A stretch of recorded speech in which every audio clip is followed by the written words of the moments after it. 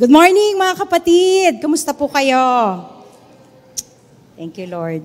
Thank you Lord sa araw na ito, April 14, na makakapag-aral tayo muli ng salita ng ating Panginoon. Amen? Ito pong salita na to, hindi lang po para sa inyo, para sa akin din. Actually, para sa lahat po tayo. Ito pong mensahe ng Panginoon na bibigay ito, pag-aaralan po natin ngayong araw na ito. Nasa Unhindered series po tayo sa buwan ng April.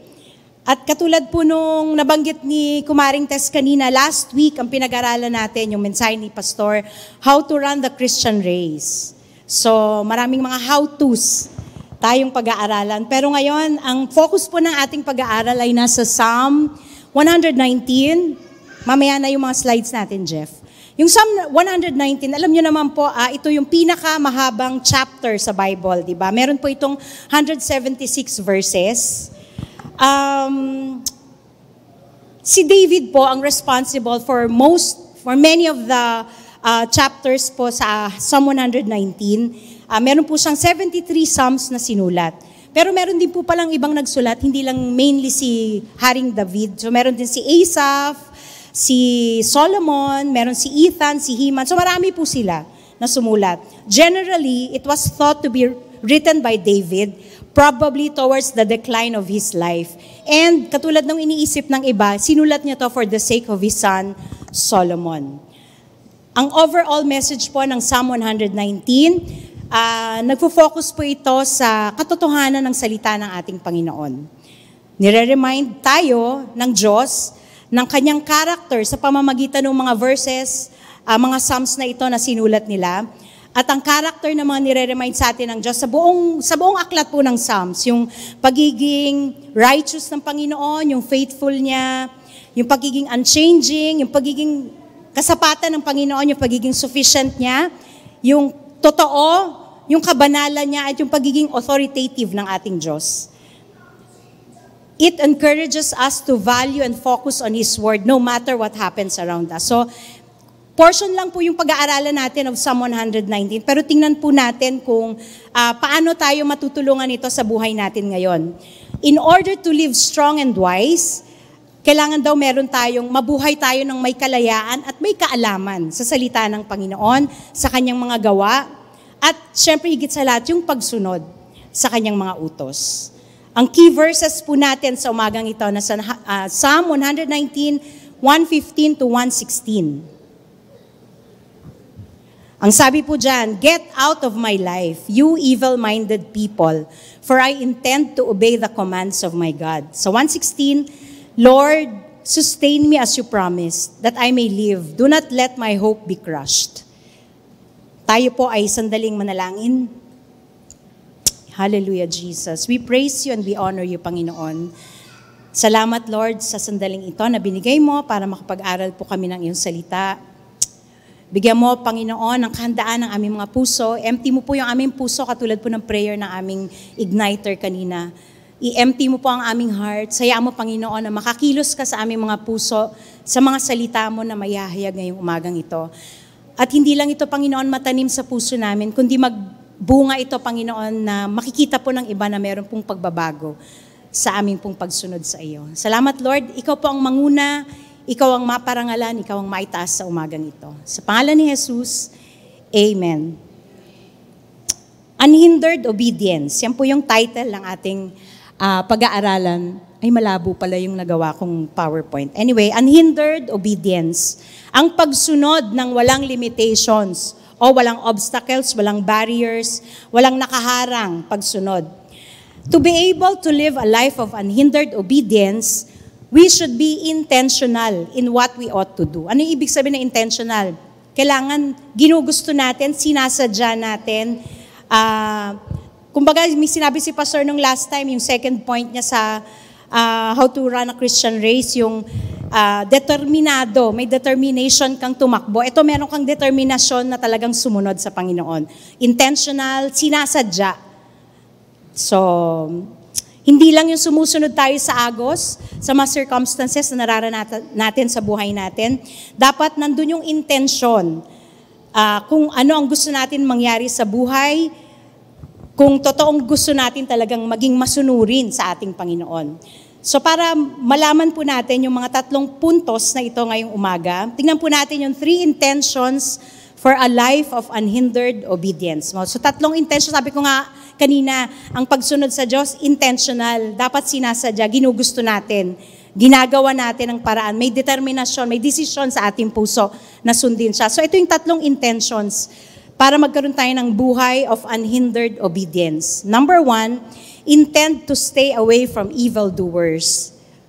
Ang sabing ganun sa verse 115a, yung binasa natin kanina, get out of my life, you evil-minded people. Sa Tagalog, maganda. Lumayo kayo sa akin, kayong mga gumagawa ng masama. Para magawa natin itong to stay away from evildoers, dapat meron tayong desires, 2 desires. May kagustuhan tayo, may pagnanais tayo. Una, desire to separate ourselves. Katulad ng paghihiwalay natin ng labada natin, di ba? Sa puti at decolor. Kaya natin hinihiwalay yung white para hindi siya mamantsahan ng decolor, di ba? Ganyan din yung dapat na iniisip natin sa sarili natin. Kung gusto natin talagang sumunod sa Panginoon, we should have the desire to separate ourselves. Saan? Saan natin hihiwalay? From the world, from evildoers, and from our former self. Yung dating pagkatao natin, nung hindi pa natin kilala ang Panginoon, di ba? Grabe ang kasamaan natin nun. So kailangan hinihiwalay rin natin pala yung sarili natin sa dati nating pagkatao. Ibig sabihin nito, keeping a distance from people whose lifestyle and constant business is to sin. Ayan. Distansya, amigo. Di ba nakikita natin yan sa mga truck? Distansya, amigo. Pero ang turo sa atin, dumistansya rin tayo sa mga taong ang lifestyle, ano bang lifestyle? And constant business is to sin. Sipin nyo nga, pagganahin yung utak natin, ano yung mga lifestyle ng mga tao na palaging kasalanan ang ginagawa? We should have a conscious effort or be proactive sa paglayo or pagtalikod sa mga gumagawa ng masama. Meron tayong determinasyon, ito na naman yung word, determinasyon, that nothing or no one should hinder us to serve God. So kung iniisip natin na itong tao na ito o itong bagay na ito, siya yung nagiging reason kung bakit hindi tayo makapaglingkod sa Panginoon, aba, gising, dapat tayong dumistansya. Tandaan niyo yung saying na, tell me who your friends are and I'll tell you who you are. Ibig sabihin nito, kung sino yung constant na kasama mo. Kung sino yung palagi mong kinakausap, kasama, siya yung merong influence sa buhay mo eh. So, i-assess natin, sino ba yung mga constants natin? Mga kaibigan, mga kakilala, sino ba itong mga taong ito? Ang isang pinakamagandang pag-check, ito bang mga kasama natin constantly, mga Christians din, mga believers din ba katulad natin? Remember that we won't grow spiritually if we do not detach ourselves from evildoers. Hindi tayo lalago kung yun at yun ang mga taong kasama natin. Siguro lalago tayo sa dami ng bote na iinumin natin. Pero yung paglago sa Panginoon, pagkilala sa Lord, hindi mangyayari sa atin kung palaging kasama natin yung mga taong ang constant, ang tawag dito, sinabi ko kanina, ang lifestyle and constant business is to sin. With God's grace and power, posible na totally ma-overcome natin yung old self natin. Kasi inano na ng Lord yan eh. Naging victorious ang Panginoon, defeat na ng Panginoon yung old self. Naipako na ng Lord yan sa cross eh, doon nung namatay siya. Dinala na ng Lord yung old self natin. So, sabi dito, separate ourselves, di ba, from our old self. So, dahil nga may kapangyarihan ng Diyos, may grace siya, kaya nating hindi nabalikan kung ano yung dati tayo. Tingnan nyo, napansin nyo ba yung mga synonyms na binanggit ko? Stay away, separate, detach, keep a distance. Lahat yun nag-ibig sabihin, paglayo. Yun ang first, desire to separate ourselves. Yung pangalawa, desire to stand firm in the faith. Ibig sabihin nito, hindi tayo madaling masway, hindi tayo madaling magalaw o matumba, o ma-impluwensyahan ng mga taong gumagawa ng masama.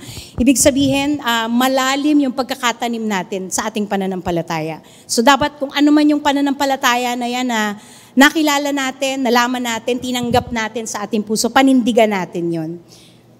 panindigan natin at ipakita natin na new creation na tayo. Hindi na tayo yung old self. So yan yung first point, intend to stay away from evildoers. Pangalawa, maikli lang to mga kapatid yung message natin ngayon.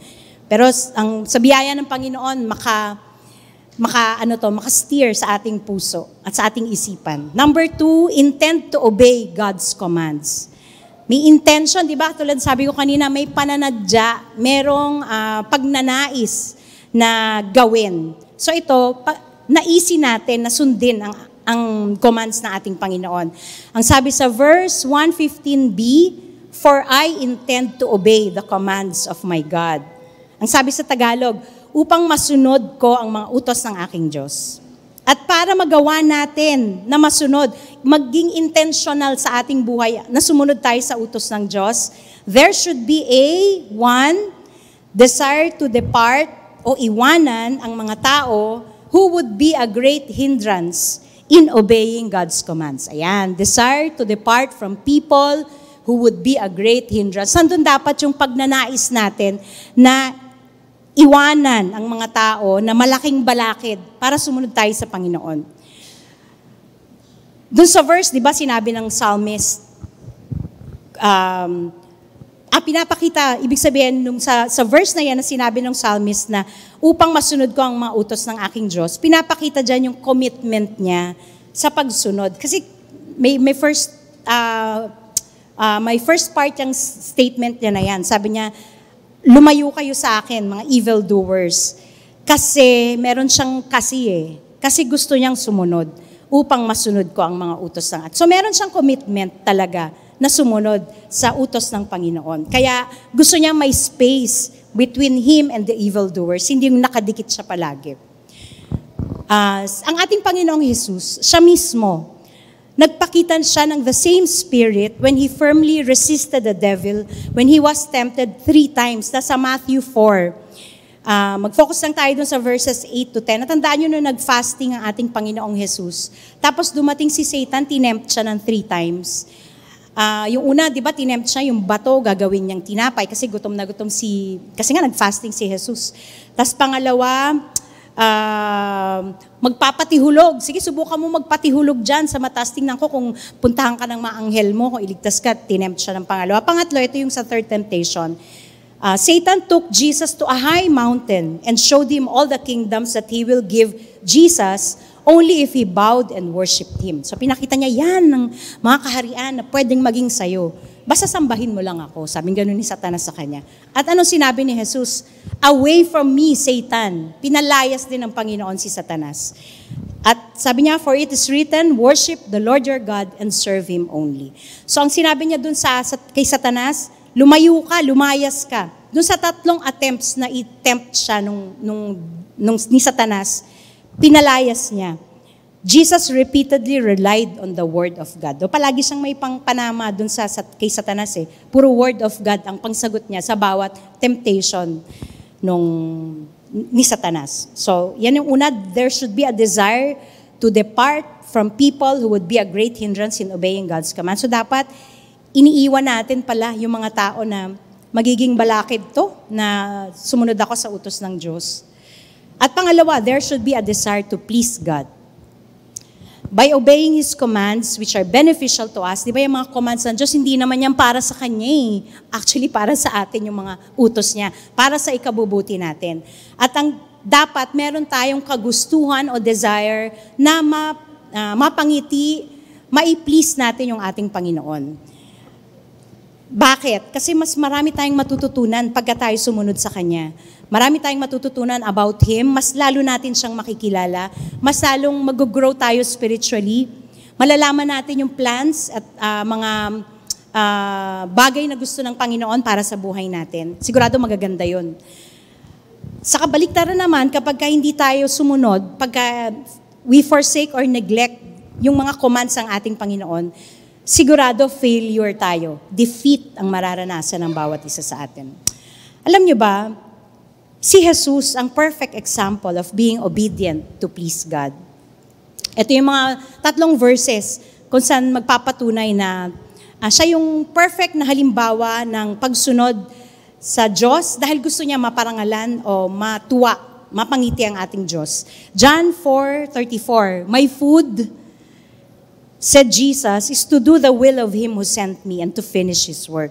So alam ni Jesus, no, kung ano yung bakit siya nandito ba't siya pinadala dito sa lupa. Alam niya, kasi alam niya, susunod siya sa utos na pinagagawa sa kanya ng Diyos Ama. John 5:30, "By myself I can do nothing. I judge only as I hear, and my judgment is just. For I seek not to please myself, but Him who sent me." So yan na mismo sa salita ng ating Panginoong Jesus, na ang kanyang purpose o ang kanyang ninanais ay maparangalan o mai-please yung ating Diyos Ama. John 15:10, "If you keep my commands, you will remain in my love, just as I have kept my Father's commands and remain in His love." So, si Jesus, perfect example ng pagsunod sa utos ng Diyos. Hindi lang pagsunod, para lang maparangalan o mai-please ang ating Diyos Ama. Remember, pwede lang tayong magkaroon ng intensyon na sumunod sa utos ng ating Panginoong Diyos kung totoo na mahal natin siya. Siya kasi yung tagabigay ng utos, di ba? Mapapakita natin kung talagang makakasunod lang tayo sa kanyang utos kung mahal natin siya. Sabi kasi sa John 14:15, "If you love me, you will obey what I command." So, naisip nyo ba, makikita pala sa pagsunod natin kung totoong mahal natin ang Diyos. So, kung nakikita ng iba na, o kahit na, wag na natin pansinin yung iba, yung sarili na lang natin. I-assess natin yung sarili natin. Totoo bang sumusunod ako sa Diyos, sa utos niya? Wholeheartedly. Baka naman first part lang yung sinusunod natin sa utos ng Diyos. Hindi buo. So, ibig sabihin, hindi natin mahal ang ating Diyos. Andun mismo sa verse, "If you love me, you will obey what I command." Pangatlo, ito na po yung last, intend to ask God for help. Ang sabi po sa verse 116, "Lord, sustain me as you promised, that I may live. Do not let my hope be crushed." Sa Tagalog, maganda. "Panginoon, bigyan niyo ako ng kalakasan ayon sa inyong pangako, upang ako ay patuloy na mabuhay. At huwag niyong hayaan na mabigo ako sa pag-asa ko sa inyo." So katulad nung dalawa kanina, may mga desires yung dalawang points natin. Dito naman dapat may realization. There should be a realization of our weaknesses and God's strength. Yan. Kasi sabi dito, "Lord, sustain me as you promised." Mayroong pagtanggap sa ating sarili that physically and spiritually, patay tayo kung hindi dahil sa Diyos. Kung walang sustaining power ang ating Panginoon, wala tayo dito sa mundo. We are weak, tanggapin natin yon. We are nothing if not for God. Buhay lang tayo ngayon because of His grace and mercy. Gustuhin man nating sundin ang mga utos niya, hindi natin kaya sa totoo lang kung gagawin natin ito on our own. Kailangan natin ang lakas at kapangyarihan ng ating Diyos to enable us to obey Him. Alam natin mahirap no? Kung isipin mo mahirap yung mga utos, lalo na yung forgive your enemy, di ba? Ang hirap nun. Pero sa power and strength ng ating Panginoon na bibigay niya sa atin, makakayanan natin. Kasi naman yung tulong ng Diyos readily available. Ang kailangan lang natin lumapit sa Kanya, humingi. Gawin nga nating intentional, di ba? Yung pagsunod, gawin nating intentional na humingi ng tulong sa Diyos. Kasi isipin natin, tanggapin natin, limited ang ating kakayahan. Mahina tayo. And we need His strength. Sabi sa Psalm 34:15, "The Lord's eyes watch the righteous. His ears listen to their cries for help." So, pagka umiiyak tayo sa Lord sa panalangin, mihingi tayo ng tulong, nakikinig siya. Baka nga waiting lang ng waiting ang Lord sa atin Tayo mayabang tayo, hindi tayo lumalapit. So, tandaan natin yan. Kung kailangan natin ng tulong, nahihirapan tayong sundin ang utos ng Lord. "Lord, tulungan mo ko. Gusto ko minsan, di ba na feel nyo yan? Meron tayong gusto na sundin natin ng Lord, pero nahihirapan tayo. That's the time na tanggapin natin. Talagang limited yung kakayahan natin. At ang kapangyarihan ng Diyos at tulong ng Diyos, kailangan natin yun. So dapat natin siyang lapitan. Yan yung first realization, weaknesses and God's strength. Yung pangalawa, realization of God's promises. Yan, alalahanin natin, may mga pangako nga palang Panginoon. Yung help na sinasabi dito ng salmista is asking from God would come from His Word. Kasi sabi niya dito ito. Sustain me as you promised. Ibig sabihin, may nauna ng pangako ang Diyos, may sinabi na siya. Kaya ito pinapanalangin niya, tulungan mo ko, katulad ng pinangako mo. Meron ng pangakong nauna ang Diyos. At kailangan na lang yan, sabihingin natin, i-claim natin. Dahil yung mga pangakong yan ng ating Panginoon, para sa kabutihan natin yan, hindi naman nangako ang Diyos para sa sarili niya. At hindi natin kailangang i-remind ng Lord sa kanyang mga pangako. Alam niya na yan, matik yan. Matalino ang ating Diyos. Tayo ang dapat nire-remind ng mga pangako ng Diyos na dapat nating panghawakan. Kaya nga, di ba, minsan pag nagpe-pray tayo, kino-quote natin yung mga promises ng Panginoon sa atin. Kasi gusto natin mangyari yun sa buhay natin. Katulad lang nung pangako ng Diyos na eternal life, ito dapat yung kapitan natin dahil ito yung nagpapalalim at nagpapatibay ng ating pananampalataya. Doon pa sa verse, ang sabing gano'n ng salmista, do not let my hope be crushed. Sa Tagalog, maganda At huwag niyong hayaan na mabigo ako sa pag-asa ko sa inyo. May ibang version pa akong nakita. Let me not be put to shame in my hope. So parang sinasabi niya dito, meron akong pag-asa sa iyo, o Panginoong Diyos ko. Sana wag akong mapahiya. Kung ang paglalagyan natin ng pag-asa natin ay sa mga pangako ng ating Panginoon, siguradong 101% magmamaterialize yan. Yun basta nag-hope tayo sa promises ng God, 101% mangyayari yan sa buhay natin.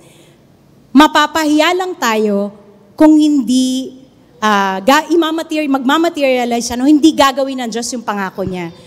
Tandaan natin, God is faithful. He is a promise keeper. Hindi niya sasabihin yan kung wala siyang intensyon na gawin yan sa atin. So, panghawakan natin yung mga pangako na yan, for sure, mangyayari yan sa buhay natin. Amen? Amen. So sa atin pong pagtatapos, ang mga takeaways ko, actually ako yung natuto po dito natuto po ako sa mensahe na ito na pinag-pray natin sa Panginoon. Ang pagsunod pala sa Diyos at sa kanyang mga utos, dapat intentional. Hindi, dapat ginugusto, sinasadya natin na sumunod sa Panginoon. Pinaplano, may determinasyon tayo na sundin ang mga utos ng Diyos. Hindi ito magaganap kung hindi tayo mag-e-effort. May gagawin ng Diyos, oo. Pero meron din tayo. May part tayo sa pagsunod. And to be able to live a life of unhindered obedience, kailangan tayong, let us intend to stay away from evildoers. Sino ba kadalasan ang mga kasama natin? I-check nga natin kung sino-sino to. Itong mga taong ito, kung magiging hindrance sila sa pagsunod natin sa Lord, palayasin natin sila sa ating buhay. Hindi nyo naman kailangan silang awayin. Basta stay away. Ano ba yung mga synonyms natin? Stay away, keep a distance, separate. Yan. Alalahanin nyo yung labada, yung puti, pag sinama nyo sa decolor, mahahawahan yan. So, yun yung literal na paghiwalay natin. Hindi tayo mahahawahan ng kasamaan o paggawa ng masama kung hindi tayo sasama sa mga marurumi. Let us intend to obey God's commands. Kung totoo nga na gusto nating sumunod sa utos ng ating Panginoon, i-commit natin ang sarili natin dito. Let us not neglect the commands of God. For sure, failure and defeat. Sinong gusto ditong matalo? Sinong gusto ditong makaranas na palaging pagkatalo, bagsak ang buhay? Ayan, i-neglect natin ang utos ng Diyos, wag natin sundin. Pero syempre, gusto natin, may katagumpayan tayo, di ba? At mangyayari lang yan sa pagsunod natin sa ating Panginoon, sa utos niya. At syempre, kung gusto nating mas makilala ang ating Diyos, ang mas malalim, mas deeper yung magkaroon tayo ng intimate relationship sa ating Diyos, ayan, mas lalo tayong lumapit sa Kanya, mas lalo nating i-intend na sundin yung Kanyang mga utos. At lastly, intend to ask God for help. Let us accept that we are weak. Yun ang katotohanan. Hindi tayo magaling, mga kapatid. Mahina tayo. Huwag tayong magyabang sa ating Panginoon. Minsan kasi, tayo mismo, tinetest natin yung sarili natin. Ay, hindi ako diyan. Kahit sumama ako diyan, hindi ako iinom diyan. Maya-maya, nagsisigarilyo ka na. Kasi kala mo, kaya mo di ba? Pero tanggapin natin, mahina tayo. And we cannot do it on our own na maging obedient sa Panginoon dahil sa kahinaan na yan. We need His strength, His power, physical and spiritually. At sigurado tutulungan niya tayo. Yung kanyang mga pangako are enough assurance na mahal niya tayo. He will never let us down. And He wants what's good for all of us. At buhay na buhay ang pag-asa natin sa ating Panginoon. Amen? Tayo pong lahat ay manalangin. Salamat, Lord. Lord, nakikita mo naman po, minsan gusto rin naman namin sumunod sa iyo. Pero mayabang po kami. We assess ourselves according to our own strength.